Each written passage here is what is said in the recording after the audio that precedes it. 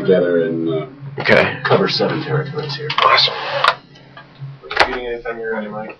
It's Oh, a lot of papers there. There's not that many of them. Well, you're good at dancing through some of these, man. You had a rather unusual screen test for this. Can you talk about that and what made it especially strange and difficult for you? Well, there were a number of unusual things. The first was that I knew maybe a third of the executives in the room at my final network test, because I had been a temp for 5 or 6 years in the business, so I'd actually temped for some of the people who were there to watch me perform. But it didn't make me more nervous, it made me less, because I understand that they're just human beings as well. It's really easy for actors to assign godlike status to the people who have the power to give you a job, or not, as the case may be. But my experience working for these people in another facet of the business just humanized them. And other than that, I think I was also the very last person they saw from Michael Scofield. So they've been scraping the bottom of the barrel for a couple of weeks, and they're ready to start shooting a week and a half from the day that I first picked up a script to see whether I wanted to audition. And I think the fact that it all happened so quickly, I got the script on a Friday, auditioned on a Monday, had a call back on Tuesday, got the part Tuesday night, and then started shooting the following Monday, meant that there just wasn't time for nerves. They were as comfortable with you as you were with them. Yeah, I'd like to think so. Can you talk about some of the preparations you made in researching and in the research you did for the role? Well, which ties into what we're just talking about. The fact that I only had a week meant that there wasn't a great deal of preparation allowed, which actually worked out well, because I think Michael goes into this prison situation assuming that it's going to be like A, B, and C, but the reality is it's D, E, and F. So the fact that it was a shock to me, and all very new and fresh, and a little bit intimidating, only served in my portrayal of the character. What I did do a little bit of research on was, what it is to be a structural engineer. And I remember one phrase that I came across in one of these books. It said something to the effect of a structural engineer is in the business of figuring out how things are linked together, so that if you figure out which brick to remove in a wall of bricks, if it's the right one, you can bring the whole thing tumbling down, which is what Michael's attempting to do here, to save his brother, who is behind walls, and then second season to find that one brick that's going to allow them to take down the entire government conspiracy that's put him behind walls. So it wasn't ever important for you to ever sit down with any inmates and talk about what their life was like? I got the chance to do that on set. We had guys working on our show playing inmates as extras who were inmates at Joliet State Pen, where we were shooting the first season. They'd come back for closure, perhaps. I think some of the inmates also acclimated to that environment.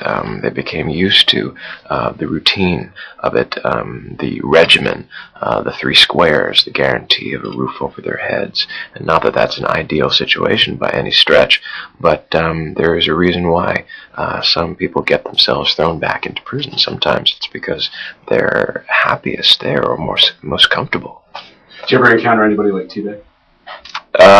No. They, by and large, are probably busy terrorizing people instead of lining up to play extras on a TV show. I'd like to think that we would have been able to weed those people out before they wound up on set. Can you describe the Prison Break set and talk about some of the challenges involved in working on a show that's set in prison? Well, the challenges were myriad.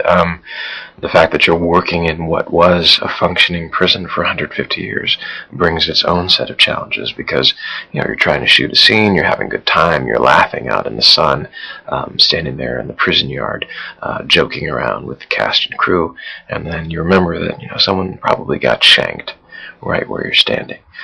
It's a little bit like picnicking in a graveyard, and psychologically I think it took its toll. But at the same time, it was a very real, visceral reminder of what the stakes were.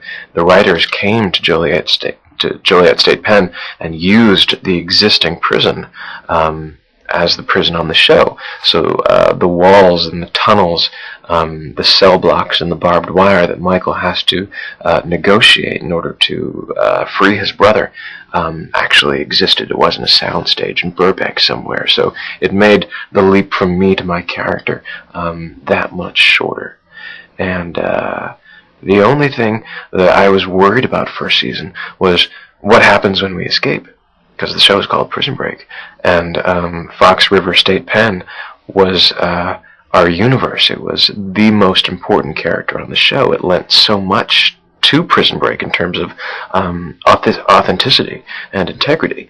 But the writers are so clever, and what we've got going second season is the entire United States of America functioning as a figurative prison for our heroes. For you personally, how have those challenges changed in season 2? Well, my job is to keep this universe spinning on its axis. I am the engineer, literally and figuratively. So it's Michael's job to move the action from plot point to plot point. And the show is a roller coaster ride. We embrace that. I think it's one of our strengths.